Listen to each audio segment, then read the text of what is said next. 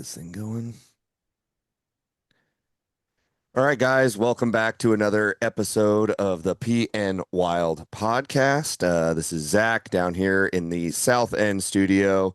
Got another guest on today. We have Mr. Josh Kirchner, aka the Dialed In Hunter. If you guys don't know, he's an Arizona dude who does a ton of bow hunting. He has a dope YouTube channel.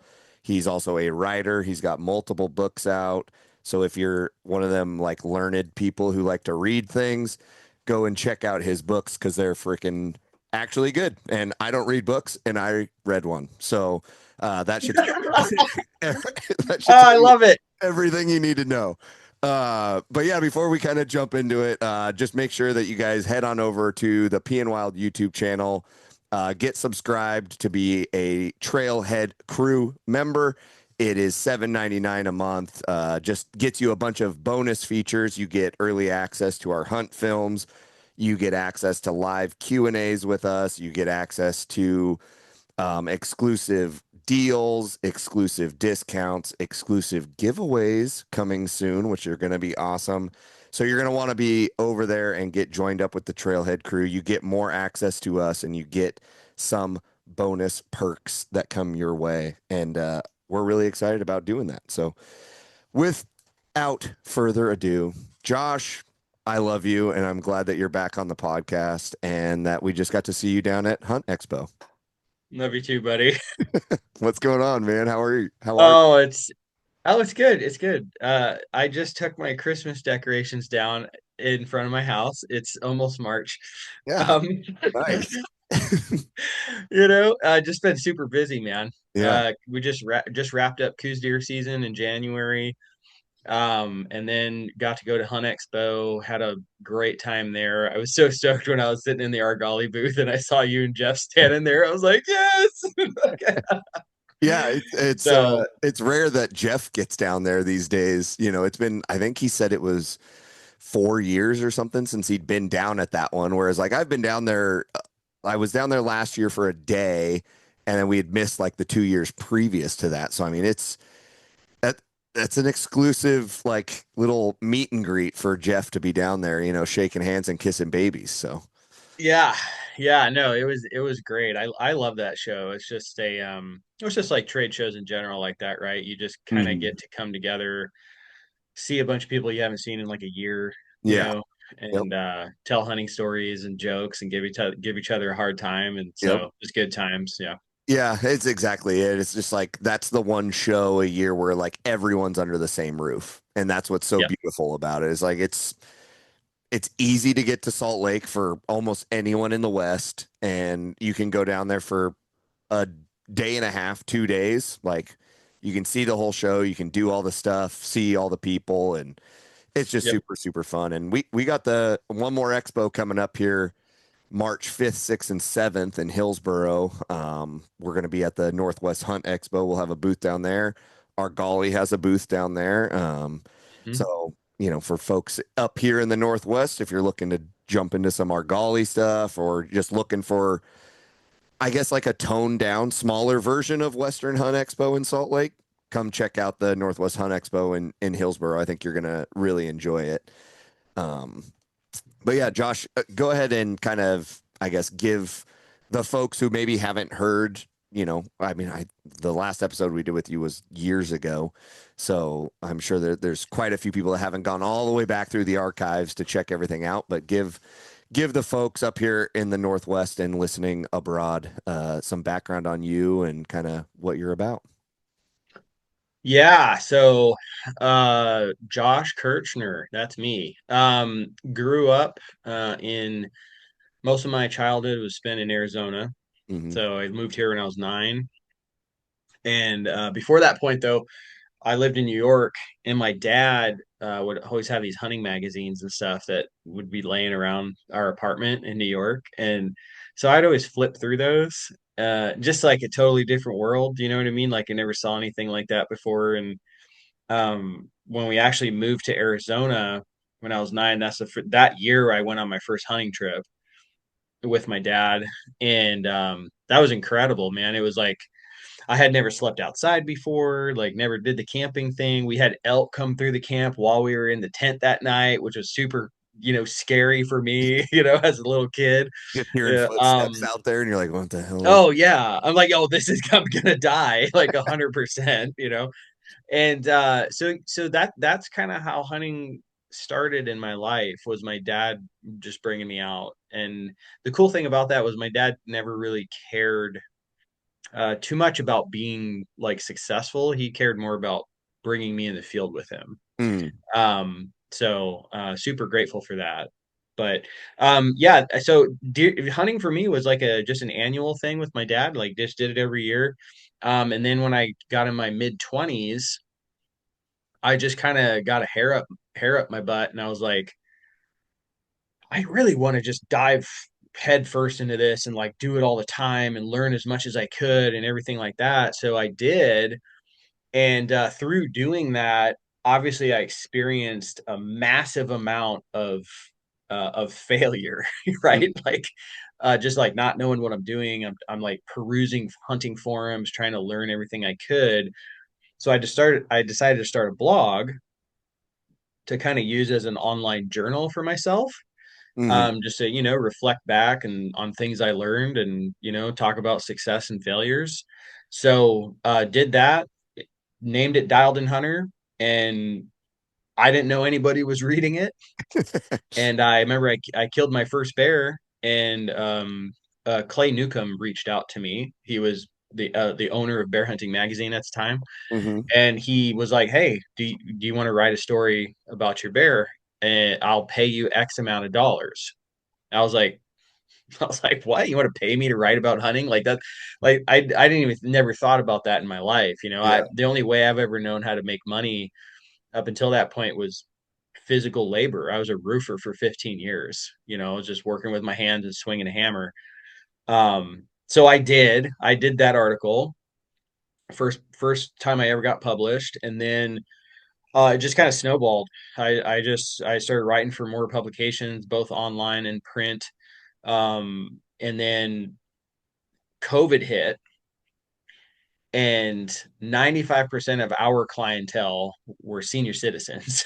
Mm, And like, so obviously like for work for us went mm, right down the tubes. And I had been making some money on the side writing and stuff. And I had gosh, my wife was pregnant and had a kid on the way. And mm, I'm sitting there and I'm like, what am I going to do? I'm like, well, I got this thing over here. I've been putting a quarter of my time into, mm, making X amount of dollars. I wonder what would happen if I put all of my time into it. mm, So I did that, never looked back. I finished my first book, started getting sponsors, like, and just hit the ground running. And that was about almost 6 years ago at this point. So I've been doing Dialed in Hunter full time for about 6 years. wow.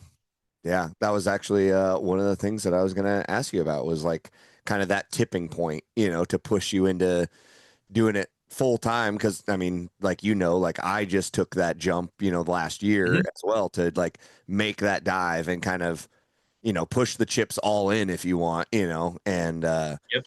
just like you just kind of get to that point where you're like, I don't want to say necessarily your back's against the wall, all the time. You always have a choice one way or the other, but it's like, man, this might be the time to choose like the thing I'm most passionate about and like the thing I want to do. Yeah, and I mean, I mean, it was both a hard decision and an easy decision for me because I worked for my dad for so long. So like, like it was like his legacy, right? Hmm. Like he wanted me to take over the company, and that was my plan. But like I'm over here. He thinks it's really cool. He loves what I do. Yeah. Um, but I'm sitting here and I'm like, I might be stupid to not do this thing over here that I actually love to do. Like I Hmm. love it every minute of what I do. Hmm. Um, and yeah, I think I'm gonna take a run at this. And I tried to do both for a while, Hmm. which once my kid was born was just it was blatantly obvious that this is not an option. Like I did not have time to do both things. And Hmm. I had to just very respectfully to my dad be like, dude, I can't do this anymore, man. I'm Yeah. sorry. I gotta I got so many other things going on, and this is like really stressing me out. Yeah. So yeah, and he was super understanding, and everything worked out, So yeah, yeah, it's scary, but Yeah, it you is. just, I mean, you get, if you want to do it, you just got to do it. There's a Yeah. tipping point, like you said. Yeah, that's really like, I mean, it's a similar story for me because I mean, I was a commercial electrician, a really good, safe job, like safe job Mhm. market, things like that, really well paying, all these different things. And it's like, man, like, yeah, when I was thinking about it, I was like, man, am I stupid for leaving this like super safe like industry and this super safe thing that like I could live totally comfortably the rest of my life doing this, It's not Yeah. like I don't absolutely hate it, it's like it's a job. It's not something I'm passionate about, but I can go there every day and it's whatever. Mhm. Or do I like gamble a little bit on myself and take the chance and like gamble on like PNWild and things like that and like go for it. And really like the thing that kind of pushed it over the edge was when I was thinking about it. I was like, I don't want to look back 5 years from now and just go, what would have happened if I would have tried? You know? Yeah. And that was really like I was just like, I can't live with not knowing if it would have worked, if I could have made that happen and like we could have taken this thing to like the next level by like really pushing and really going for it. And it's like I was just like, I can't live with that. And it's like I still have my skills as an electrician. If everything Mhm. implodes and falls apart, like I can go Right. back at some point and it's fine, but it was just like that feeling. I was just like, nope, I can't. I don't want to go through the rest of my life with that like what if, thought, that would have been too much for me. I wouldn't have been able to handle that. So that was kind of 100%. pushed it. Yeah. Yep. But as far as you're do dialed in hunter, and then so you have like a YouTube channel. Do you Mhm. still write as well as like a blog I, or? I still write, but not nearly as much as I used to. Like I Mhm. was writing a lot. Like I used to write an article a day, Oh a long wow. time ago. But nowadays, I write for like two publications, just Mhm. ones that I enjoy working with, and that's about it. I try to keep up on the blog, but honestly, it's really just a place to share my YouTube videos. Yeah. Like, Yeah. you know what I mean? So yeah, it's turned into much more. It started as just a blog, but now it's turned into much more than that. So Yeah. yeah, yeah, that's what's going on there. Yeah. No, and on top of that, you have been working with Argali for a few years now, it seems like, right? More than that. Oh. Since, yeah, yeah. No, I have been. So I met the first time I met Brad Brooks, the owner, was in the dark via headlamp in Coos Deer country. And back then they only had one product, if I'm Hmm. not mistaken. No, maybe two. No, two. It was a game bags and one knife that they Oh, had. okay. And we just hit it off, been, stayed friends, and I just the really cool thing about that whole situation there is that I talk to Brad regularly, on the phone and everything like that. So all the products that we have now Mm. were these like conversations that he had with me, Mm. like as he was thinking about them, Yeah. Yeah. and like now, I don't know how many years later, I sit there like my camp is everything's it's like tents, everything's all Argali, and I'm like Yeah. this is all really cool. So like all these ideas that he brought to me, like as we were brainstorming and stuff like that, the clothing now, like, and now it came to life. Hmm. So super stoked for him, Yeah. and really just like stoked and proud that they saw something in me a long time ago and Hmm. trusted me to be a part of their company. Yeah. He's a really hard dude not to like a lot. Like he's just such a Oh yeah, like funny dude. Like he is just like one of the guys, like there is nothing yeah.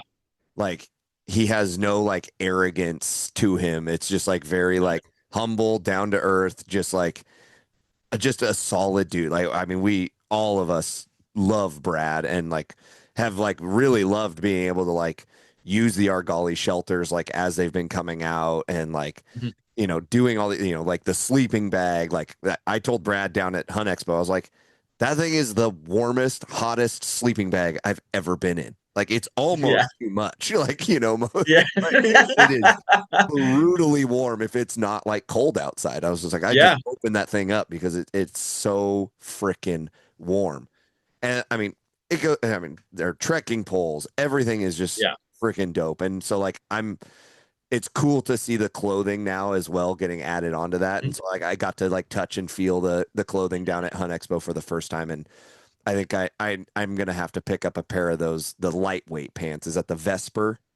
Yep. Is Yep. yeah. Yeah. I run too hot for the other ones, I think. So I need to pick up a pair of those lightweight. I'm probably the same way, but also I'm also from the desert though. So like I think if I came up to your neck of the woods and it was like mildly cold, I would be Yeah. I would be okay, you know, Yeah. in those. But yeah. Yeah, yeah, I'm excited. It's just really cool to see, that evolution within Argali, like you said, like starting out with game bags, a knife, Hmm. adding another knife, adding, Yep. kind of tweaking the game bag a little bit, adding the trekking poles, and it's just been like it seems like he builds Argali similar to how I look at us building PNWild, where there's nothing like a flash in the pan of like, oh, I'm gonna like Hmm. blow up over this one thing.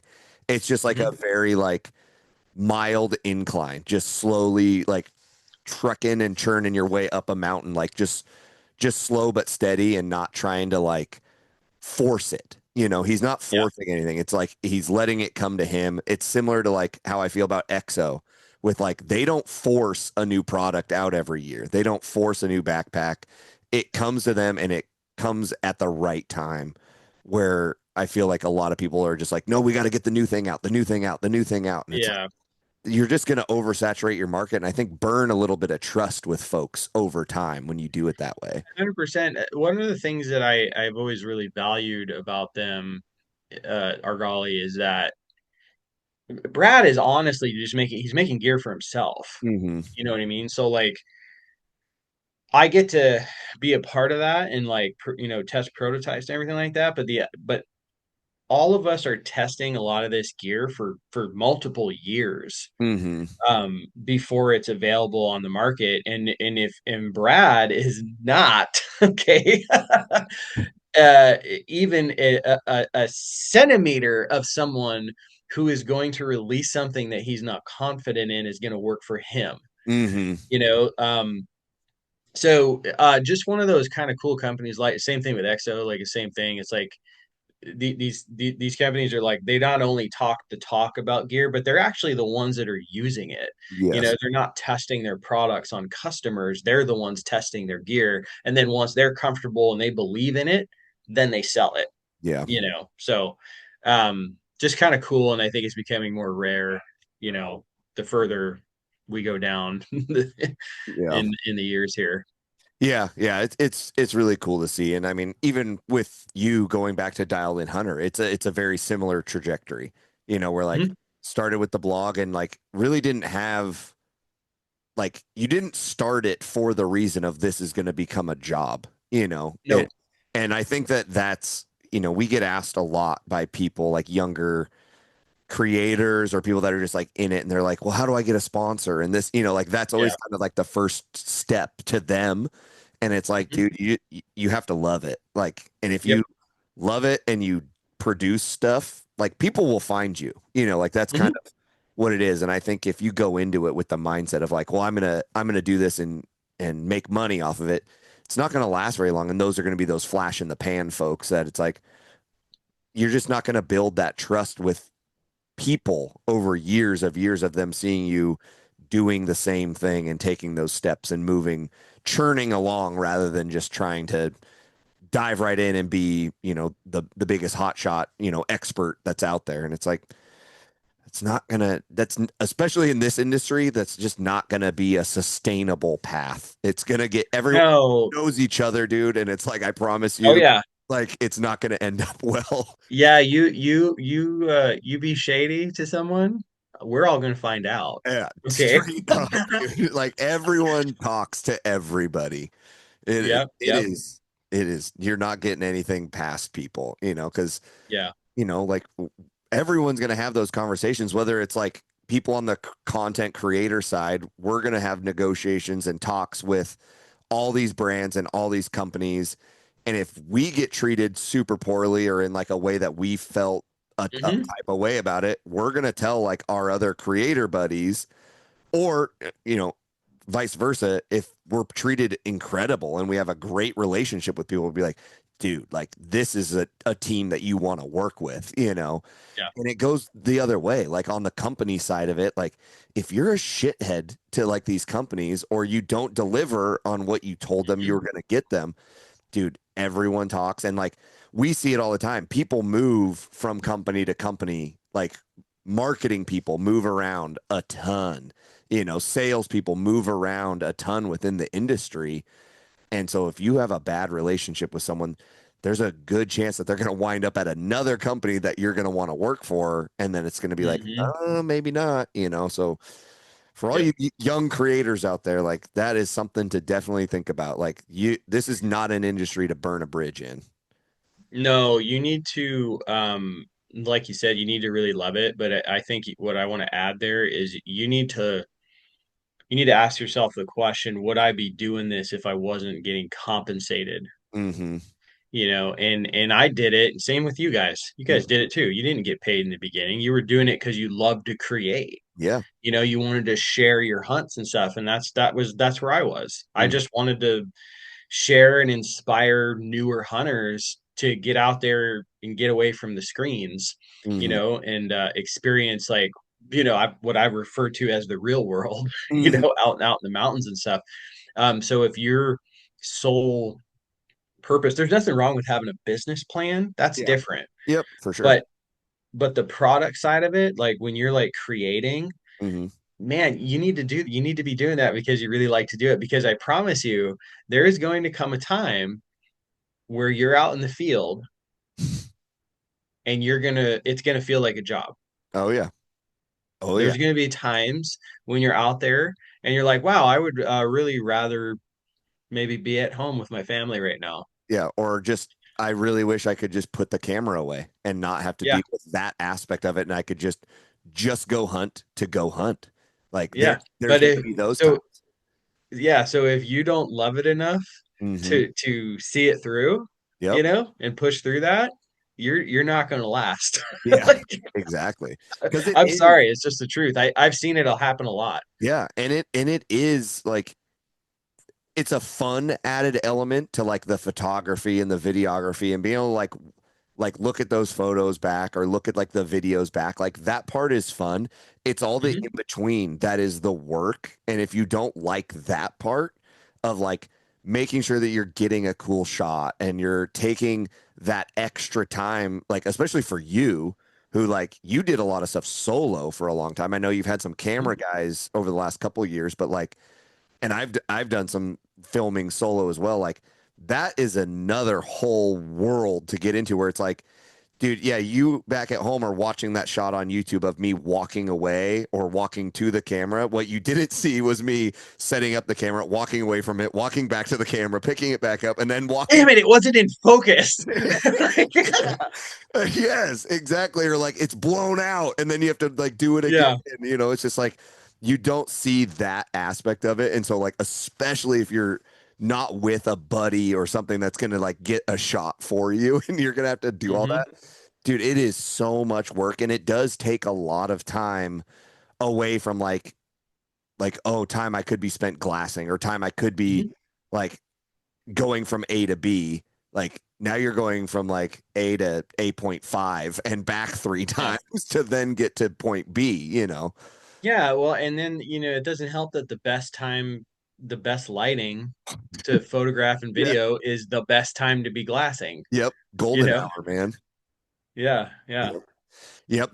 That is the bonus of like when all three of us, or even just two out of the three of us are together, is like Hmm. someone can be in the glass all the time, and one or two other people can be like focusing on getting shots and doing that kind of stuff. Yeah. So like that is a big advantage. And I'm sure that you've seen that now with like having some camera guys with you where it's like, hey man, like you're here to film and I'm here to hunt. And like Yeah. that part feels awesome. We've done that a little bit too now where we've like, we have our buddy Colin who has filmed and edited a bit for us. And so like he gets to come along on these hunts and it's like, oh, this feels so nice to not have to like pack the camera and do all this stuff. And like Yeah. I can just focus on the hunting and he can tell me like, hey, give us an update, or go do Yeah. this, or, like it's nice being directed. Like, hey man, like Yes. the lighting is super cool over there. You want to go stand over there in glass for a little bit, or you want to come hike back this way or whatever. Like that makes it so Yeah. much nicer. But when you have to think about that on your own and think about hunting and how to be successful, it's Mm-hmm. a lot of bandwidth to put out there. 100%. Yeah, absolutely. Yeah, I took it for granted. Um, After a bit, I had a camera guy with me for a while, and then I remember I had to do a film solo after that, and I was like, damn it. Yeah. Like yours is like, I was like, oh my God, I forgot how much work this is, Yeah. But I love that. I love the process of it. I love imagery and Mm. stuff. So like I was into it, but like the motions of doing it, I was like, oh wait, crap, I gotta go do this thing over here. I Yeah. gotta do this. I gotta do this. Well, I think it translates well for you because you are like a natural storyteller, like coming from writing in that world to then be able to kind of transition to more of the video side of it and Mhm, the photography side. You can tell a story 100% with images. Doesn't have to be mhm, video, but like I think that aspect of your brain like really helps you when it comes to like that art of storytelling because it truly does like it comes across in your films like there is something that you're wanting to like share and show and mhm. like a story to tell rather than just here's the hunt I went on, Yep. here's what happened, like very like chronological like A to B, like boop, there's my Mhm. hunt film, like yours you're really good at like weaving that like I guess like texture into it. Yep. And I think that probably comes from your writing background is like understanding Yeah, those. it's entire that is I'm so glad that you noticed that because that's entirely intentional. Mm, That's actually the reason I never wanted to make hunting documentaries. mm, I was very much I'm a writer and I take photos and I write articles. And my brother started filming me with his iPhone. I mm-hmm, was like, yeah, sure, whatever. And the more years we did that, I'd look back on the stuff he would make. I'm like, oh, that's cool, blah blah blah. It's kind of cool to look back on. But then I had this like realization that honestly, like, I mean, you said this at the beginning of the podcast. A lot of people just don't read, you mm-hmm. know. But YouTube is like the second biggest search engine on the internet, right? And like it's like when even if I want to learn, like, how do I do this? How do I fix this? Fix my sink? Yeah, I go to YouTube. yeah, 100%. Okay. We're very visual. We learn visually. So I was like, I wonder if I could apply, my the like storytelling from articles and stuff like that to hunting documentaries Mm-hmm, and tell like this eloquent story. I think I could reach more people like that. And that's why I started doing hunting documentaries mm, was because of that. So before I go on a hunt, like there is an outline, mm-hmm. there is a plan of like questions that I'm going to answer, certain things I'm going to talk about, and all of that helps move the story, regardless of the outcome of the hunt. Yep. Now, there are some times where like I think you need to be open minded. So I did a film last year called Heart, Mm-hmm. a spring bear hunt, and when I went into that, I had all these ideas, right? I was just going to talk about like why bears for me, like why I fell in love with this, blah blah blah. As I was doing that, though, I was making little videos for my daughter on my phone, Yeah. and my camera guy Dylan happened to be filming that. Mm-hmm. So when I got home in the editing room, I was like, "That's the story Yeah. right there." I'm very glad that you did that and like adjusted on the fly because that legitimately made that film. I'm not 100%. even a parent, and I remember like texting you afterwards. I was like, "You bastard, dude! You almost Yeah, you had my eyes yeah, all wet and stuff. Like, what is this?" yeah. That right, yeah. So I think it's. I was just talking to somebody about this yesterday. Like I think you need to be intentional and Hmm. have a plan. But quite honestly, with how hunts go, you never know how they're going to end up. Yeah. you know, is you can't really write the intent, like you can't write exactly how a hunt's going to go before you go, but you can have a message, Mm-hmm. right, that you want to convey with that hunt. And that's kind of the approach that I take to when I go into a hunt and we're going to make a film. Mm-hmm. Is I have this thing, but also let's keep our eyes open here, Yeah. Yeah. right? Especially, you know, when you get in the editing room, you know, Yeah. because that stuff right there, that's the stuff that sets your stuff apart from what you just talked about, oh, this is here's my hunt from A to B. Mm-hmm. There's an audience for that, but I'm not it. Yeah. That's not me. Yeah. I like I 100%.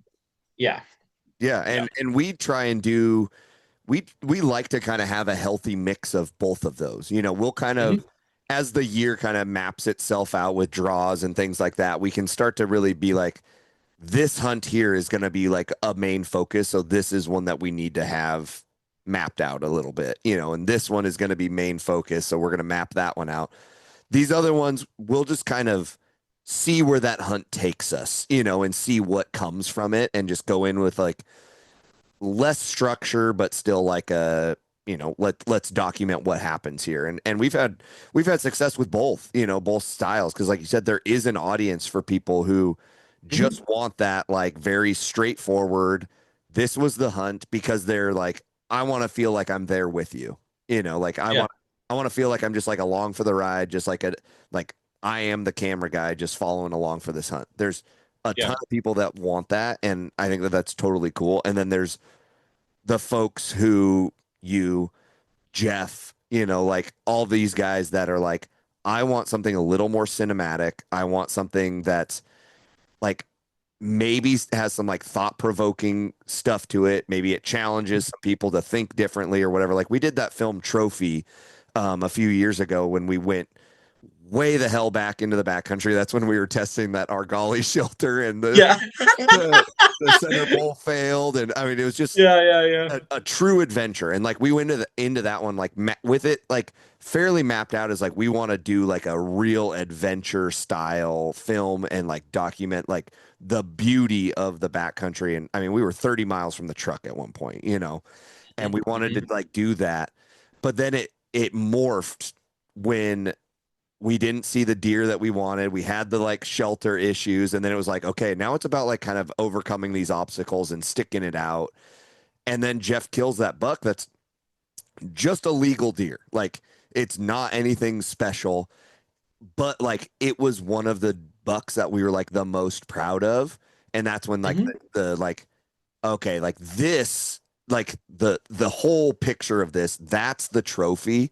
And that's what we want to turn from like being a trophy hunter as a dirty word into like, no, the trophy can be whatever you want it to be. It doesn't have to be Yeah. the antlers. It can be the adventure. It can be the time with your buddies. It can be a Yeah. multitude of things. And I think that like we get a lot of positive feedback from that film because people are like, that just proves that you guys are like real dudes out there hunting. And it doesn't just have to be inches all the time. And to Mhm. kind of like turn that word trophy from like a dirty word into something that it should be. It's like you should be proud to say that it's a trophy in whatever aspect you're bringing it up. And I think Yeah. you do a really good job at kind of doing that similar style of hunt film. So I guess what I'm saying is that anyone who watches our shit on YouTube and likes that style, I really suggest going over to your channel, Dialed In Hunter, and checking out like Heart is a phenomenal film and like a Thanks. great entry for anyone who's like new to you to really like someone could watch that film and learn so much about you from it that I think that that's a great like if people aren't familiar with you already, that film right there, like go watch it and you will know so much about Josh because he like puts it out there. You know, you put Oh, yeah. yourself out there, you put the feels out there, the emotion, like, Mhm. and everyone can relate to it. Whether you're a parent, whether you're not, whether like you're just whatever, like everyone can relate to it. And I think that that's like the beauty of documenting these hunts is that so many guys relate to it, but there's different levels of like where they relate, and that's what's so cool about it. Yeah. Yeah. 100%, dude. Yeah. So Hmm. All right, I got to dive into this with you. Let's do it. Has it always, because you're a bear guy, right? Oh, am I going to offend you right now? Yes. No, no, you're not. Yes. You're talking to a bear guy, but Am I? yes, yes. I'm in Washington, and like we kill bears, and you keep rejecting our invitation to come kill bears with us. I need to come up there sometime, man. I Yes, you gotta. do, because your excuse is always, I have archery deer hunting to do in August. So are you really a bear guy if you're choosing archery Oh, deer listen, listen. over bears? Yeah. So listen. So I love spring bear. I love spring bear hunting. Mhm, Um, and then bear hunting here in Arizona, my absolute favorite season is October. mhm. And it's the reason being is because it's the weather is much nicer. Yeah, oh Okay, yeah, you go bear hunting here in August, depending on where you're at, you're north of 100 degrees. It yeah. sucks. No It time. really does. Yeah. You're this is a 30-minute in the morning, 30-minute in the evening hunt, pretty Mhm. much, Yeah. So October, the weather's a lot nicer, great camaraderie, with buddies and stuff like that. The bears are bigger, they're Mhm, fatter at that mhm, time. You don't have to worry as much about meat spoiling mhm, in the horrendous heat that August has. Don't get me wrong, I like chasing them in August. I've done that successfully, but like if I had to pick one, it's October. yeah. That's my favorite. So Yeah. so with that and said, okay, I like to experience some other things, right? Okay, so yeah, I'm gonna go do high country mule deer in August because that's rad. Yeah. Okay, that's fun. All right. I And then in haven't done that yet, September, so I don't know. guess what I'm gonna do, Zach? Guess what I'm gonna do? I'm not elk hunting. Oh boy, what are you doing? I'm going antelope hunting. Oh, okay. Antelope is awesome, dude. It's so fun. It is. It really is. I actually did my first antelope hunt last year, and Mhm. like, dude, what a cool animal! Seriously. Like, super cool, man. I like legitimately was just blown away by just looking at them. Hmm. You know, Yep. um, like their horns, everything, like Yep. how they acted was really fascinating to me. They're so curious, Yes. which is something I'm not used to being like a coos deer hunter. Coos deer is like, oh, I'm out. See Yeah. ya. Typical These whitetail. guys though are yeah, they're just like walking towards you, you know Yeah. what I mean? So yeah, but anyways, yeah, Okay. October Bear. That's where it's at for me, man. Yeah, well, that's what the our next film is going to be, is Jeff shooting that bear last year in October in the snow, which is, Very nice. so something different. But yeah, we need to get you up here in like that, like mid to late August or like the first week of September sometime, and Hmm. like come up and experience some like high alpine big berry field bears, because I think that'll, I Yeah. think then you're gonna be like, oh no, what do I do every year? Like once you get to like Yes. see that, and you're just like, oh shit, do I want to do deer or bears now? I think we're gonna really throw a wrench in your whole like system You over might. there. You might. Yeah, I could legitimately like with the options out there. You know what's funny is people that talk about like, oh, they complain about not having opportunities to hunt and everything like that. Mhm. There is ample opportunity around There you. is. Yep. I could do nothing but bear hunts all year. Hmm. Yeah. Depending on your motivation, like you could do them in the spring, you could do multiple in the spring, multiple in the fall. Hmm. There's bear hunts in December Oh that yeah. you could do. Yep. Okay, you want to go somewhere like West Virginia or something like that, you can hunt black bears in December, Yep. Yeah. So 100%. Like it's, when people say there's not opportunity, they're talking about like big mule deer, big elk. That's what that's the complaint really. And so it's like, man, just say that. Like just say that like you're mad or like upset that there's not enough deer, like big deer and elk opportunity. Because like you said, like if you're not as picky, you can really put together a really cool year with like, you can still have a deer, an elk hunt, an mhm, antelope hunt, and bears. You can mix, if you're open to mixing things up and doing a bunch of different stuff and thinking outside the box a little bit, like pick up all three weapons, man. Archery, mhm. muzzleloader, rifle. You open yourself up to a lot of options and a lot of different seasons. And that's something that we do here, is like, we're looking for archery hunts over here and we're looking for muzzleloader hunts over there so that we can map out our season. Because otherwise, everything's going to overlap. You're going to draw 4 tags and they're all going to be November 10th through the 20th for mule deer or something, and then Yeah. you're screwed. Or you're going to draw nothing but archery elk tags that you're only going to hunt in September. You can only do so much of it, unless you're born Yeah. and raised and you can travel around for 50 days straight hunting elk. Right. Yeah. Like there's only so much of that you can do. But if you're open to like other avenues and other animal species, like you can really put together a really cool season. And then if you don't draw like those sought after animals, like a mule deer tag, like you said, look at bears, look at other animals, like you guys and like marsupial and stuff. They always mentioned to us like, oh, you got to come down and do like a javelina hunt, or Oh yeah. like do all these different things, like the Arizona kind of over the counter, but like first come, first serve Mhm. deal. Like they're like, man, if you can like draw one of those tags, like that's December, January, like there's nothing else going on. So you can really like extend your season that way. Yeah, 100%, man. 100%. Yeah, the opportunity is there for those that are willing to look for it. And then the time thing, I also have like I'm sure you've had people tell this to you too, Zach, but it's like, oh yeah, people struggle with time. Oh yeah. And I'm like, I structured my life like this. Mm-hmm. You know what I mean? Like this, even when I had a job, like a Mm-hmm. regular job, all right, like I didn't go and do. I mean, you can judge all you want. I didn't go and really do things with my friends because I wanted to be in the mountains. Yep. Yeah. Sometimes I could convince them to come along. Okay, Mm-hmm. but I spent a lot of nights in the mountains alone. Mm-hmm. And it's because I absolutely love this Yep. thing right here. Yep.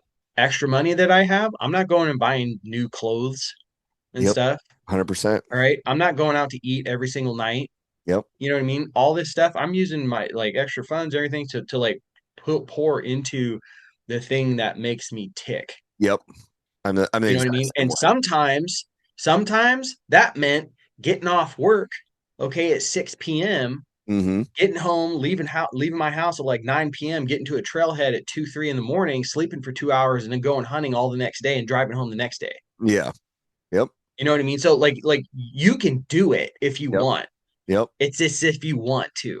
My Okay. my Like grandpa always told me, like, you have the time to do what you want to do. It's just a matter of choosing to spend that time on what you want to do and not right, the other stuff, And that right. was like he told me that a long time ago, and it was about chores. And I didn't want to do chores. And he was like, and I kept telling him, like, I don't have time to do chores. He's like, no, you just don't want to do chores. And I was like, fuck, you got me, Yeah, yeah, and it's yeah. just like, okay. Like, yeah, it makes sense. But yeah, when I was going to work every day, like as an electrician, it was the same thing. Like any of my extra money was going towards buying tags, or I Mhm. didn't have paid time off. So it went towards a bank Me account neither. that sat there so that I could then take 2, 3 weeks, whatever it was throughout the fall, and have enough money to pay my bills because I wasn't going to get paid while I was gone hunting. Like that was what that money went towards. The first out of state elk hunt I ever went on, I saved $20 a week Yeah. Yep. all year. Yep. I would put like $20 or $50 a week auto deducted from my or Mhm. auto deposited into a savings account every single week because I knew like, okay, by the time hunting season rolls back around, I'll have enough money to basically pay myself to take this time off of work. You know. Yep. Yep. Yep. I've Yeah. done the exact same thing. And it's a matter of priorities. It's like what Sure. is the 100%. most important to you and And make it it and happen. if it's not, that's fine. Hmm. That's fine, but you can't sit there and say that you don't have the time. Yeah. And if you're saying, here's your thing, if you're saying you don't have the time and you don't have kids, Hmm. I tell you what, when you have kids, you're gonna realize how much time you actually had. Yeah. Okay. Oh yeah. Because when I had my daughter, I was getting up at every morning at 3 in the morning so I could write from 3 to like 7. She'd Mm. get up Hmm. because I couldn't do anything while I couldn't work while she was up. Yeah. Okay. And that's that's yeah, also when true. I would get a workout in, Mm-hmm. like you know what I mean? Like there are ways to do things, Yeah. That's like Jeff you gets just out have to to make this. it happen. Yeah, he gets out to the studio like after the kids go to sleep at night, you know. Hmm. So like he's been at work all day, does family stuff, blah blah blah, Yep. whatever.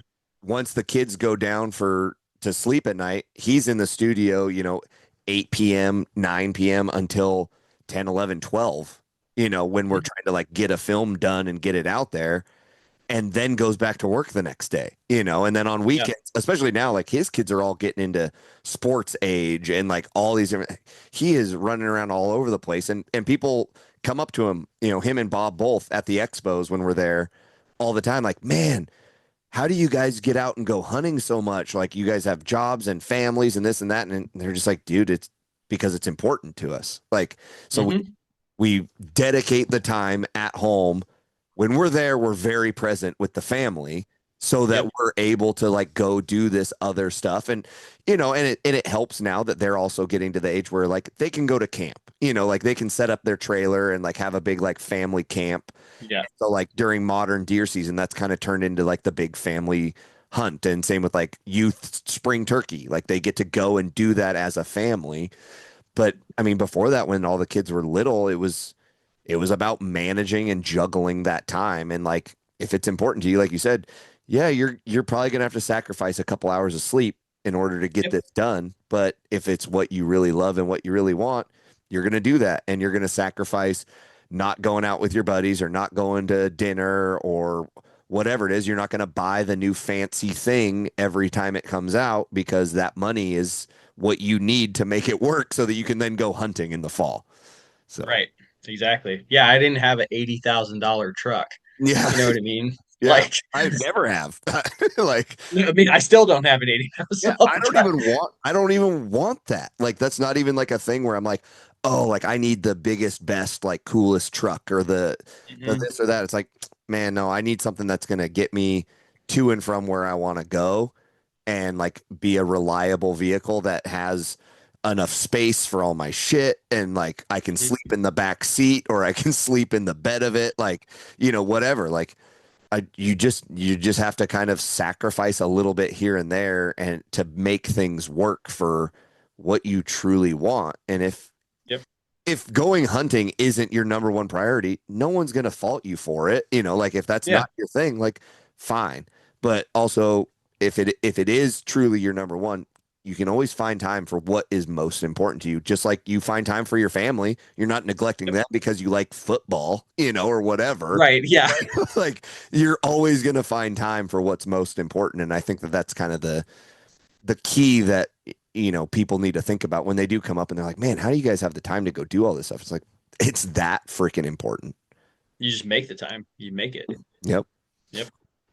Yep. All right. We went on a little bit of a tangent, but I was getting to something as well here for that Yeah. August time frame. So has it always been archery first for you? Or were you rifle and then dabbled into archery? Because I know like you do a lot of like archery, you're tinkering all the time. You do a lot of archery stuff on your YouTube. You do a lot of archery hunts every year. It's again why you can't come and hunt with the bears with us in August.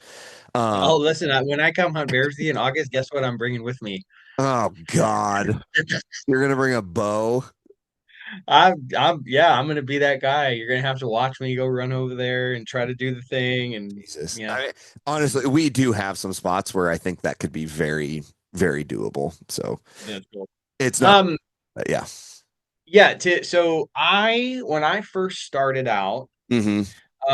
I was very honest with myself about my ability. Okay. Hmm. I was like, I don't really know um what I'm doing. You know what I Hmm. mean? Like I was trying to learn a lot about hunting and stuff like that. So I picked up a rifle and I used that, and I think everyone should do this. Okay.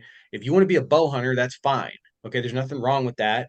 But you use that rifle as a vessel to learn, and you will become a better bow hunter, in my opinion, because Interesting.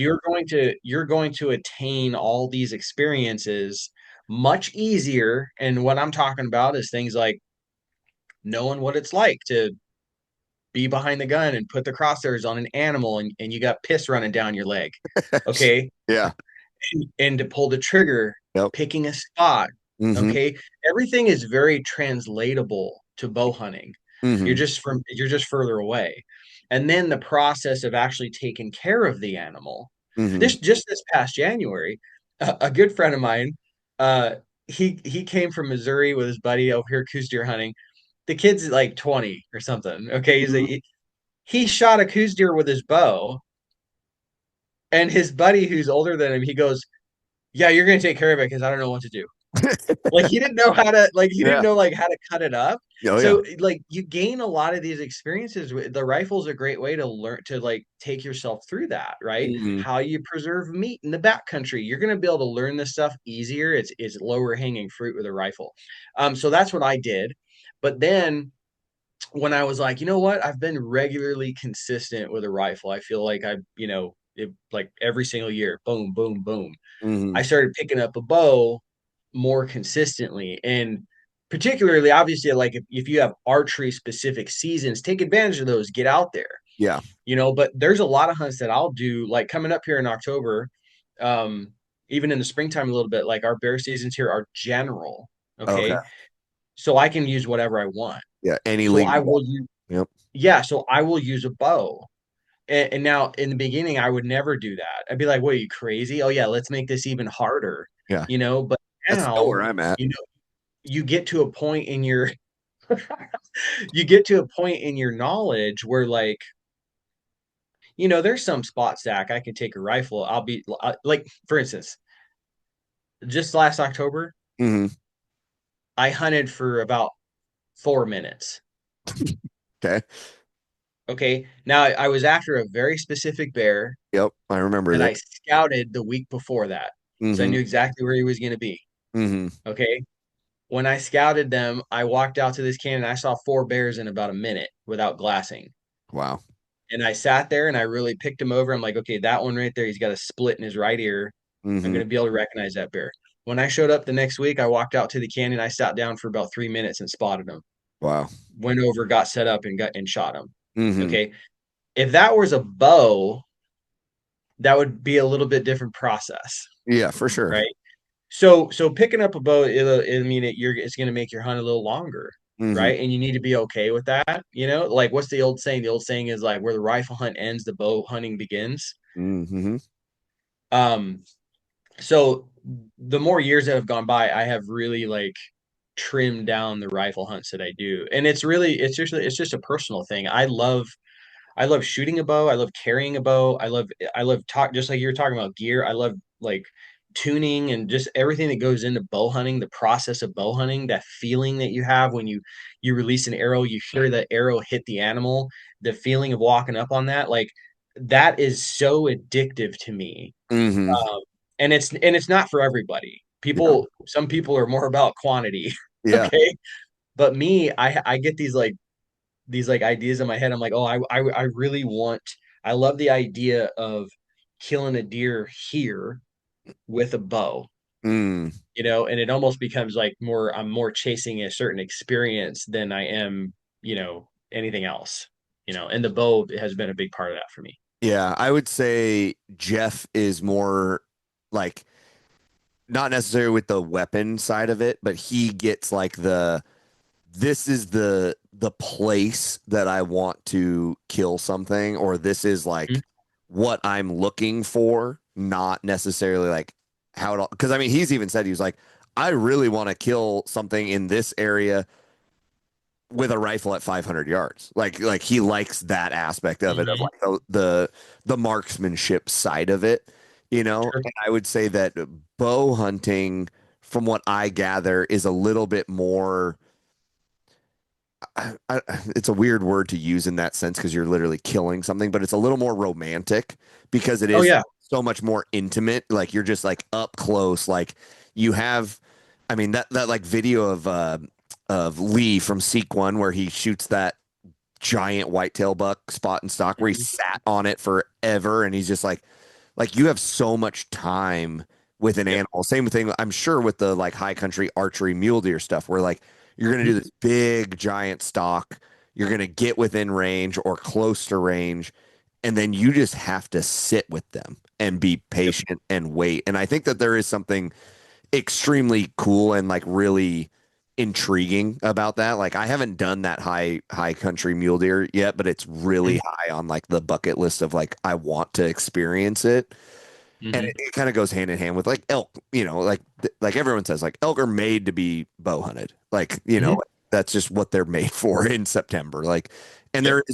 there is very few things that feel as good as like a bull screaming in your face and you releasing an arrow. I've Oh done yeah. it once on a big bull, and it's still a feeling I chase to this day. Yeah. And Yeah. so I get it. And especially like I think that it all makes total sense with you, like coming from the writing background, like all of this stuff, it does kind of lead to it makes a lot of sense for you to be more of a bow guy with I think you can tell a lot of stories that way as well. Whereas like you said, with a rifle, like yeah, if you get to 500 yards now, it's you're gonna have a Yeah. really good chance. Yeah. It's not the same as like, oh, I need to be within 50 yards of this animal Oh yeah. or closer. So I think it Hmm. makes a lot of sense. But I look at guys that like Brian Barney, Hmm. who where it's like you're basically just like, I'm not gonna pick up a rifle anymore and I'm gonna bow hunt only. And I'm like, hats off to you, bud, because I don't have that Dude, yet. dude, there's so I've been hunting one specific bear for probably 8 years, Mm, and he's a big red nasty boar, and he's in the same spot every single year. I have been in rifle range of that bear with a rifle next to me and could have killed him, and I won't do it what's wrong with you? because I want it because I'm like I want to. This is I have a bow in my hand. You want You know it what I with a mean? bow.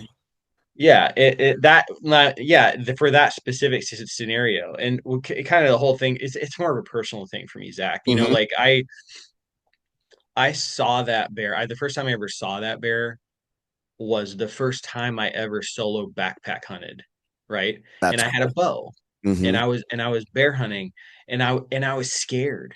Hmm. Like I was scared. I almost turned around like 3 times trying to convince myself of reasons to turn around. For sure. So when I pushed through that and I got up into where I was going, I set up camp.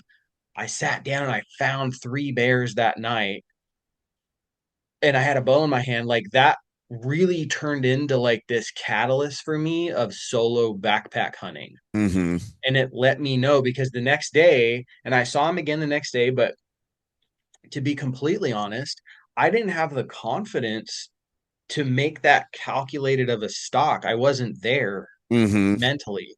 Yeah. Like I didn't have the know-how to do that. If I had that now, I'd be on top of that bear, okay? Because I've done a lot of bow hunts since then. But Yeah. um, so because of that, I always look back to that first hunt.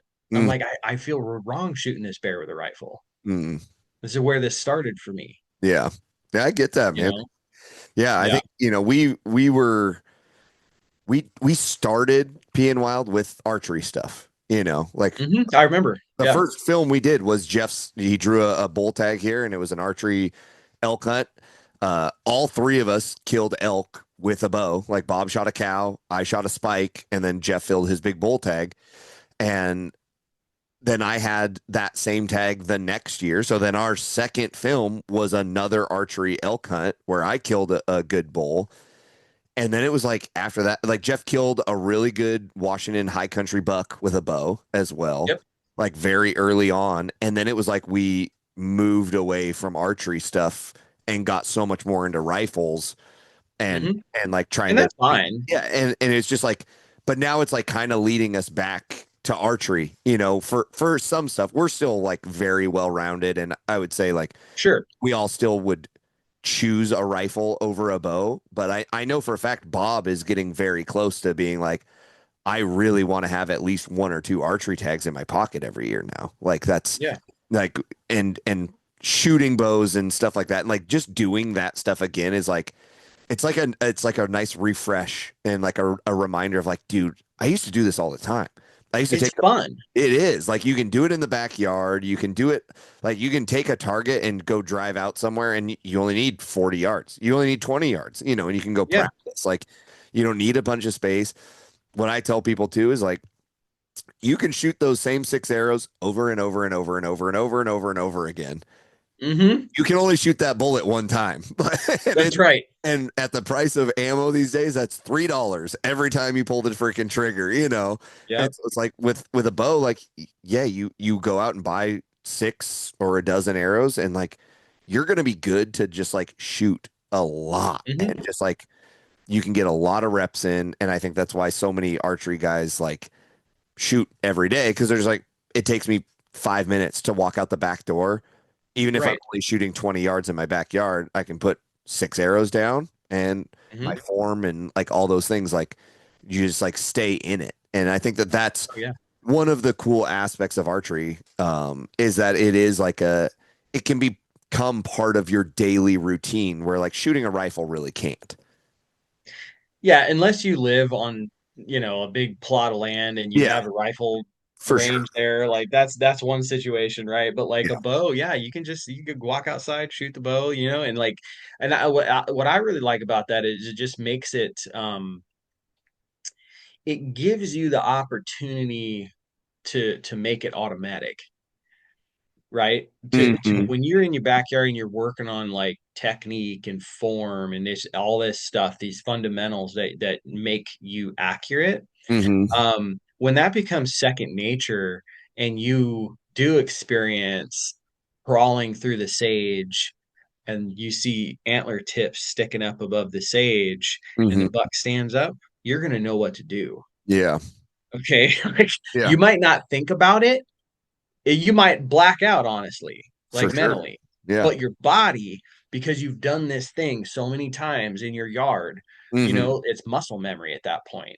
Yeah. You know what I mean? You're going to be able to make a shot. Yeah. It's definitely something like I need to be better at. I think you also have an advantage being in Arizona where you just have good weather all the time. So it's like Pretty much, man. Yeah. you can walk outside and it's just like, oh, it's just sunny and beautiful. Where I like look outside, I'm like, it's 38 degrees and raining. Do I really want to shoot my bow? It's like not I really. think it's going to be 80 today. Oh, that's cool, man. Yeah. I'm gonna ride my e-bike to my friend's house in the rain so that I can go to the Yay! gym.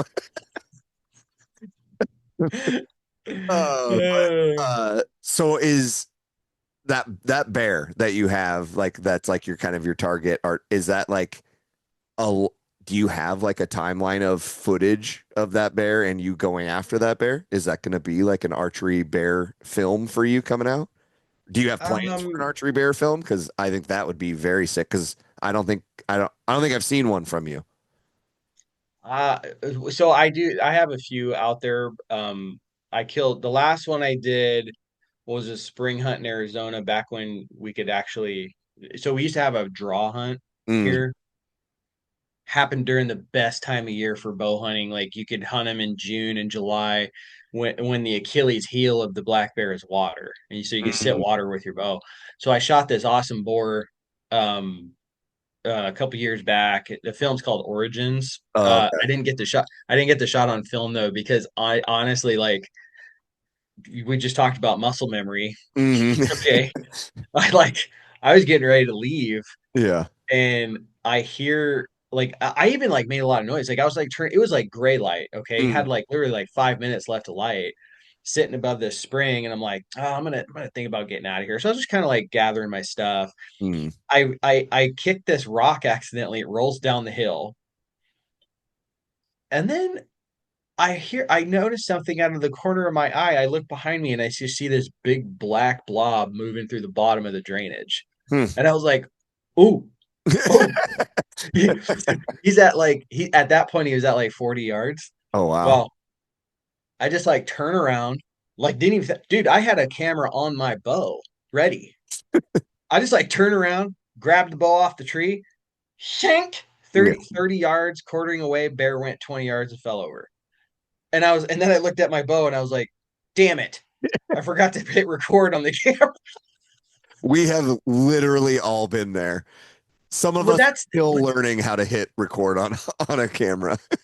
that's beautiful. That's beautiful though. Yeah. That's what's so amazing about these experiences that we have out there, Hmm. dude. It just takes you over. It does. You like go into like kill mode, whatever you want to call it, Yes. okay, and your instincts take over, and it's like that's what just really helps having like a camera guy, okay, Yeah. like so he can focus on this, you know Yeah. what I mean? But yeah, it's like I've done that more than one time. But as far as the future goes, yeah, this year I'll be doing some bow hunting. So I am doing Idaho backcountry with my bow this year. For And spring. then yep. Nice. And then in the summer in Arizona, like May, June, I'll poke around with my bow in some areas. October, we're gonna make a bear film. I'll have my bow, but the main priority of that film right there is gonna be getting my buddy Brian his first bear. So Oh, he's gonna cool. have a rifle. Nice. And we're just gonna try to get him his first bear. And if he kills early on, then I'll have the rest of the time to hunt with my bow. I really want to what I was going to do this year, but then I was like I wanted to help my buddy out. I wanted to do a film completely dedicated to predator calling black bears with a bow Mm. Yeah, that would in be pretty Arizona cool. because I think that'd be sick. You Yeah, know? that would be cool. That's one way that I haven't killed a bear yet that I want to is predator Hmm. calling one in and having one come in that way, whether that's with a rifle or whatever. My kind of dream bear hunt is to do it with like an old like 45-70 lever gun and Hell yeah. like stalk in to like 50-60 yards with a lever gun and shoot Yep. one that way, whether that's like an Alaska or BC like spring on the coastline hunt or even like up here. Like if I were to film my first fall bear tag early on and have the rest of the fall, like I would probably try and go that route and just to do something totally different because I think that would be really fun. Um, Hmm. but I wanted to ask you as well, since you do the archery, I guess a little more predominant archery, but you also do the rifle hunt. So, like, how does your mindset change, if at all, from like a rifle hunt to like an archery hunt? Like, expectation wise, like preparation wise, anything like that? Like, what's that look like for you? The preparation side of things with the bow is much more intense for me. Hmm. There's just more there's more detail in my opinion. I'm a lot more judgmental about how my stuff works Mm. because there's just a lot that can go wrong on a bow. You know what I mean? And if you do not have things, if I'm not 100% confident in everything, how everything's working on the bow, like my mind isn't going to be right going into a hunt. And I think that is the most important thing. Like the goal before the hunt is I need to have 100% confidence in everything. Hmm. Okay. And it's the same with a rifle too, but there's just, in my opinion, there's more that can go wrong with a bow. Yeah, there's a lot of components that go into like the bow shooting exactly perfect. Like Yeah. a rifle is like, did I get the scope dial? Do I have my like data right? My dope charts right? You can confirm that stuff pretty Hmm. quickly. Like it's not an everyday thing. It doesn't have to be, like the muscle memory of like pulling, pressing a trigger, like getting into the gun, looking at your dope chart, like that's pretty repeatable. And like Hmm. typically with a rifle, you also have a lot more time, because Yep. you're sitting back there, you're glassing this thing up, and you're 300 to 500 yards away, whatever it is. And most of the time, that animal has zero clue you're there, so you got like time to kind of go through the checklist in a more uh, delayed fashion than I feel like archery a lot of the times is like I need to go through this mental checklist immediately to like Yep. make sure that I'm doing everything because I think everyone's done it where like you've pulled the bow back and shot and then been like, I didn't look through my peep sight, like or like whatever, Sure. like just like a little thing like that where it's like you pull back and you're just like release that arrow and you're like, whoa, what happened there? And you're like, yeah, didn't look through my peep sight or I put the wrong pin on it, like Oh, I yeah. Yeah. at 30 yards and I used my 20-yard pin. Oops. Yep. Yep. Yeah. The other differences, man, is um, I think bow hunts are a lot more physical Mm, than rifle hunts. So like the preparation side, I try to take that into consideration, knowing like this is gonna be a grind. You know what I mean? Like, because you're making stocks and stuff like that that you're not gonna have to make with a rifle. For sure. You know, Yep. back and forth, and you need to do that day in and day out. Especially in the early season, you get back to camp. Sometimes it's you got to filter water. It's 11 o'clock at night, and then your alarm's gonna go off at 4. You Mm-hmm. know, like you're tired and everything. So that always gets taken into consideration. And then the success part is a rifle for me. I really look at that, and I when I walk into a hunt, I'm like, I kind of walk in and go, I'm gonna kill something eventually. Mm-hmm. Like that's just you call that cocky, whatever, but like that's how I feel. I feel very confident that let me take that back. I feel very confident that I'm going to get an opportunity. Yeah. I would Okay. say the same thing. Whereas whereas with a bow, the situation, especially on a spot and stock hunt, it has to be right. Mm-hmm. Okay. And I didn't know what this meant when I first started bow hunting. Like people would say, "Oh, he's in a good spot for a stock." Yeah. I didn't. What the hell does that mean? I didn't know Yeah. what that You meant. You you know what I hear mean? that all the I time. Yeah, right. And Yeah. I think newer bow hunters, like I was there. It's like, what does that mean? Mm-hmm. I know what that means now very well. And um, so, I could go out for this bear hunt coming up here in the spring. I might go out for 5, 6 days. I might not get an opportunity. Mm-hmm. I'm okay with that. If the opportunity is right, though, you need to be ready to rock Mm. right away Yep. because you do not know if you're going to get that the next day. With a rifle, pretty good chance you'll get an opportunity the next day, Yeah. right?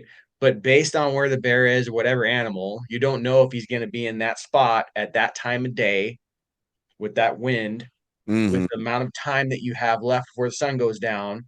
So this past Coues deer season was a prime example of all this. Like I hiked we hiked into camp, got set up in the evening. I found this nice buck with a couple does, and he was in a good spot, Mm-hmm. like directionally, okay, with the topography, but it wasn't the right situation because the thermal was going to switch. Okay. So if I came in the best chance odds above him to get a shot, I knew that the wind was going to switch, and I'm gonna. So this is what I would call low percentage play, Mm-hmm. right? So I'm like, okay, we're just going to leave him. Not worth it. Not worth it to bust it. Okay, just to be stubborn and be like, no, I need to go after him. No, no, Yeah. no. When I was in my 20s, I would have ran. Yeah. Okay, but now, like you learn, right? So the next day, found that buck again, relocated him in the morning. I found him. He was in a good spot at noon. Noon. Wind is stable at Mm-hmm. that point. I knew that I had about 3 to 4 hours before things were going to start doing this, Mm-hmm. right? So we booked it over there, and I killed that buck. So whereas if I would have been impatient, Mm. and just be like, oh, there he is, and just run after him, I probably wouldn't have. I put money down. I wouldn't have gotten a shot at him. Yeah. So being able to recognize those opportunities, that's how I go into bow hunts. You know what I mean? I go in being like, I know how to do this, and if the opportunity presents itself, I'm going to know how to handle that. Yeah. Is it going to? I'm not sure. Yeah. Yeah. I think that's definitely something that I will definitely learn the hard way. And You like have to. you have It's to. the And only like way. hopefully, like whenever I do any sort of like archery deer hunt or whatever it is like that, where you're going to be making these big stalks, like hopefully I'm with someone that at least kind of can tell me like, okay, that's at least in a good position for a stalk Hmm. Hmm. versus like I just watch a deer bed or something and I go, maybe that's a good spot. Like I know enough to kind of know like, Hmm. okay, like, can I get above it? What's the wind doing? Do I have, features between me and him to like get close enough? Whatever. Like I can put at least a glance, together of like, okay, this might work. And if he's bedded in the wide open, I can look and be like, this probably isn't going to work. But I think the harder part for folks, like you just said, and I'm sure like I would have this problem, and I know like Jeff and Bob would also have this problem of like being patient and deciding it's not worth trying. And I think Yeah. that's the hardest part to get past is like because you want to be stubborn, and you want to go, I might not get another chance. Like this is my only shot. And you can convince yourself so quick and so easy to be like, well, I don't know if I'll ever see this deer again, so I'm at least going to try. I think everyone can relate to that. Everyone has been in that situation where whether you have a rifle or a bow or a muzzleloader or whatever in your hand, like you've convinced yourself, like I don't think I'm going to get another chance. So maybe I think the biggest one with the rifle is you convince yourself that you can shoot farther than you should because Sure. you go I'm at 600. I've practiced to five. I don't know if I can get closer. If I can shoot 500 good, I can probably shoot six. And then you can Yeah. like convince yourself into it really quick and really easy. And I think everyone's done it, you know. Yep. But I think that's the biggest challenge. And I think we did that on that whitetail hunt that we just did in Idaho where Bob killed that really nice whitetail. We spotted that buck and he was 700 yards away. And like Jeff and Bob debated, like, should we just lay down and try and shoot him Hmm. from here? And Hmm. it kind of took a little bit to be like, he's not going anywhere. Like like he went into the timber, but like there was a doe bedded below him in the open. And it's like I don't think he's going to leave that doe.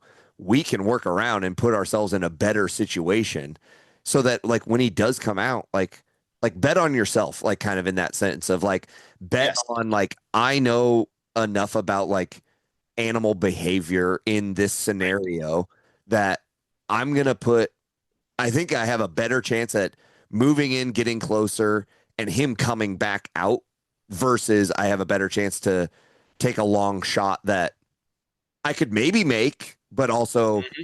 I could miss or hit him bad or whatever, and then he's gone forever. Like, Right. and which scenario are you more comfortable failing in? Are you more comfortable wounding an animal or just missing? Or are you more comfortable making the play, getting in close to where like if he comes out, he's in a lot of trouble. And then if he just doesn't come out, hey, like you that's how it goes, you know. And like I would Yeah, rather I go think that all route. that is, yeah, I think all that the only way you're going to learn all that is through experience and about watching a lot of animals and knowing, Yeah. it'd be like you guys knew I watched that film, Mhm. and honestly, I was like, why aren't these boys laying down? I thought these boys would be shooting from 700 yards. You know what I mean? But you made the right decision. You guys made the right call, and that's all from hunting experience. Yeah. You're like, I know he's going to be there. Yep. That animal, that species of animal, they're predictable, right? Hmm. So you act upon that. Yeah. The time of So year, you all of have, those things. Yep. yeah, you got to use what's between your ears, not just your go button. Yeah. Yeah. And I mean, and it factored in that, like, those Savage rifles, like, we haven't had as much time with them as we've had with previous guns. Like Jeff has his Remington 700 that he's had for, 10 years or whatever it is that gun is like, it's his other arm, like he knows it so well. And like, all three of us are so confident behind that gun, but it's because we have so many reps behind it that we know Yep. exactly how it shoots.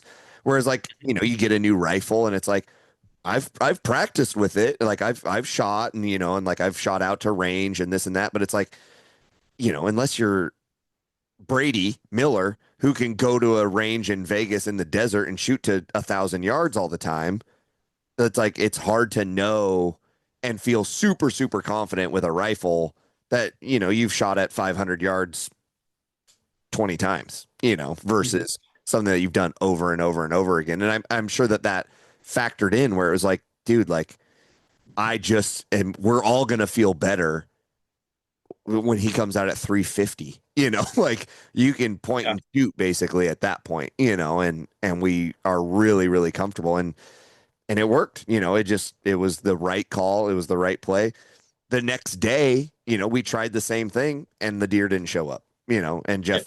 Jeff ate a tag, but it's like, it's better than launching one, and like, especially for people in our position, like that's not a good look. We can't be doing that. Can't just be launching ammo around because we're not just Joe Schmo running around the woods doing whatever we want. Yeah, Like man. there is, Gotta think about the animal too. yes, there's a responsibility to it, and Yep.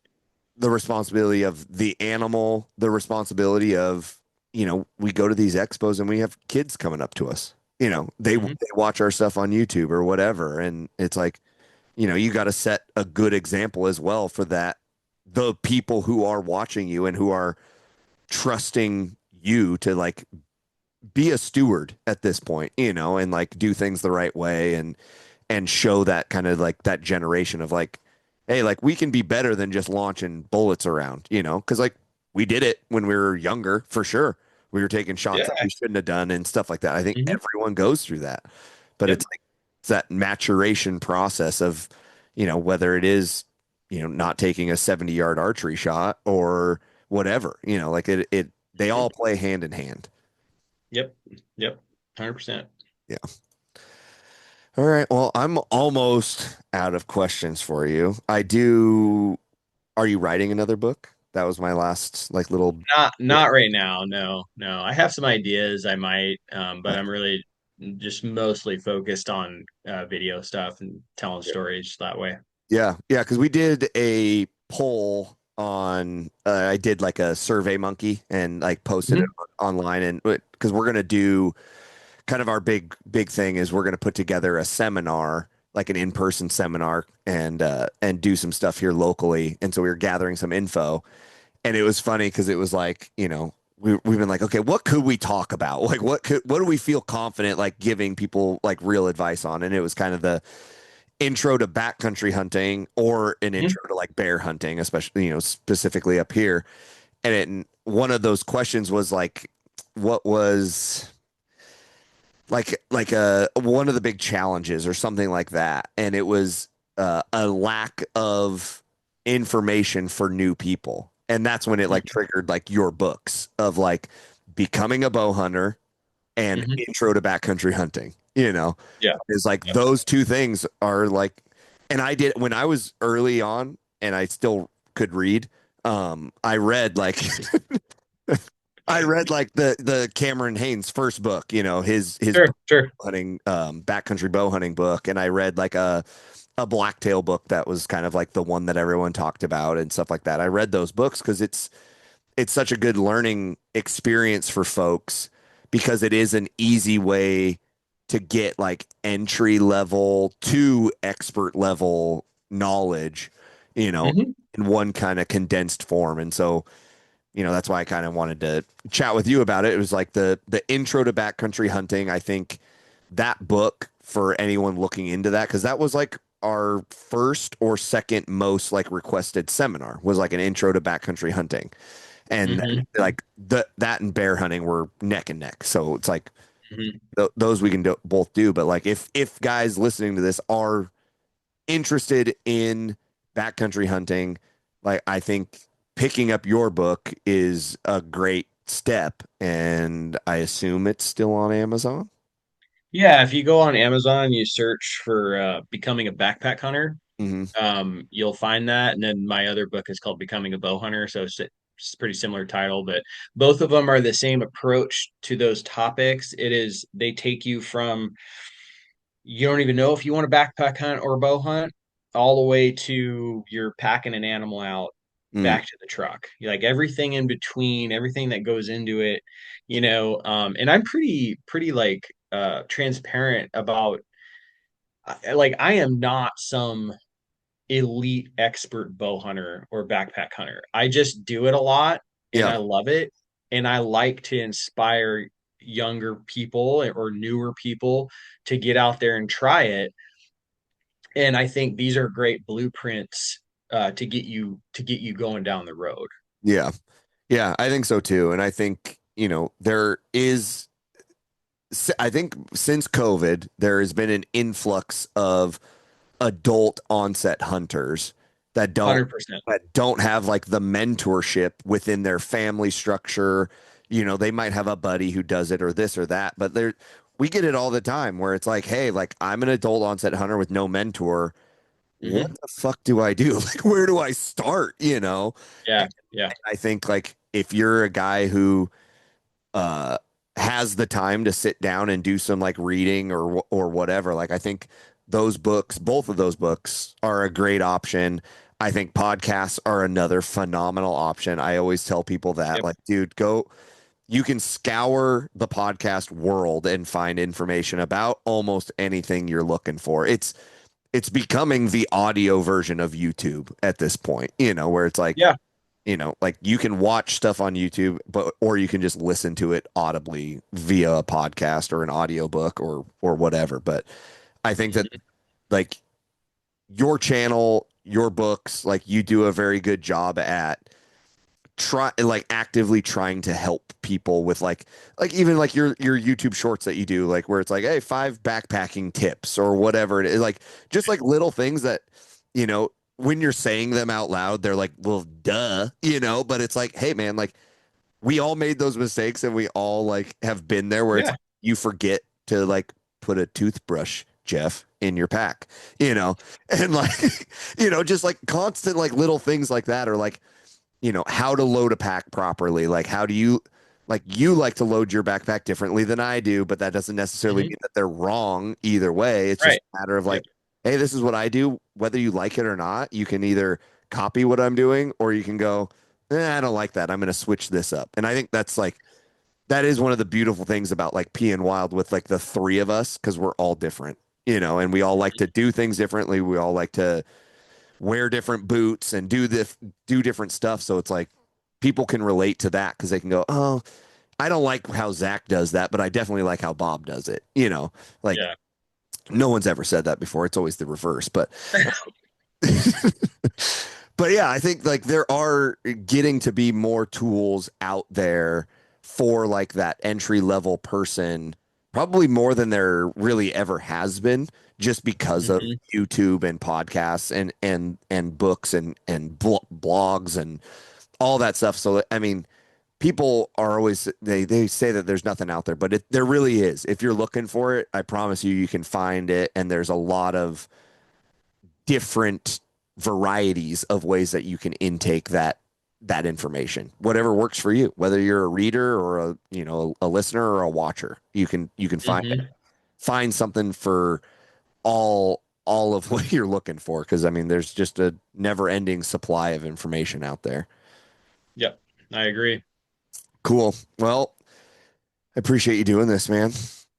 Yeah. Thanks for having me on. It's been a minute. You and I chat on a regular basis, but it's Yeah. been a minute since I've been on the podcast. Yeah, it has, and I've kind of told Jeff and those guys like that the podcast is going to be one of our big like emphases for this season, this year, since with me being full time with it now, it's like I can kind of take it a lot more seriously and don't have to plan it all out with like us 3 trying to get together and this and that, and like kind of scatters all over the place. So the big push is for this year to starting here in like late spring for it to be like a weekly thing and just like Hmm. keep on it. And so I'm excited to kind of dive into that and get it going. So yeah, I appreciate you doing it. I'm sure this won't be the last time either. Hopefully you have some really cool hunts this year and we can just have you back on to just talk about some badass hunt that you go on. I'm super down for that. What I before we jumped on, I was thinking about the last podcast that we did. I was like, when's the last time I talked to these guys? Oh, that's right. It was at the Vortex Summit, Mm, and it was the funniest podcast I have ever been a part of, ever, with homeboy from the hunting public, Zach. yes. Like, if you want to laugh, go look. I don't know if you know the number of the podcast I episode, don't Zach, know but that one off the you need top. to go. You need to go you need to go search for this, and you Yeah. are going to laugh. It is hilarious. Yeah. Hearing I'll how link. Jeff oogles over men in a bar with a cowboy hat. Like Oh God. Yeah, he that was a good time. That was a was a good good time. time. It was less awkward with you because both Jeff and I, but Yeah. Zach from Hunting Public, this is like his first introduction to Jeff, Yes. and Yeah. that's the route that he takes to be like, hey Oh. man, this is what you get when you're buddies with me. Yeah. Yeah. Yeah, it was pretty good. I'll definitely link that one in the descriptions and stuff. That one was outrageous. Jeff was on a different level during that episode for whatever reason, man. It hit. It was great. It was great, but Yeah. So people can find you Dialed In Hunter, Instagram, Yep. YouTube, Yep. all the things. And then yeah, the book Becoming a Bow Hunter and Becoming a Backpack Hunter, both Yep. on Amazon, correct? Yep. Yep. Well, yeah, guys, go check that out. If you're not subscribed to Josh on YouTube, I highly recommend it. He's a great dude, and he's a good buddy of ours, and someone that we do chat with regularly on the back end and stuff like that, and just always enjoy seeing him and chatting it up and chopping it up because it's just always fun. As you can tell from this podcast, we just had a great time. So No doubt. yeah, but anyways, guys, appreciate you listening, and until the next one, which will be shortly, I'm sure, we will see you on the mountain. All right.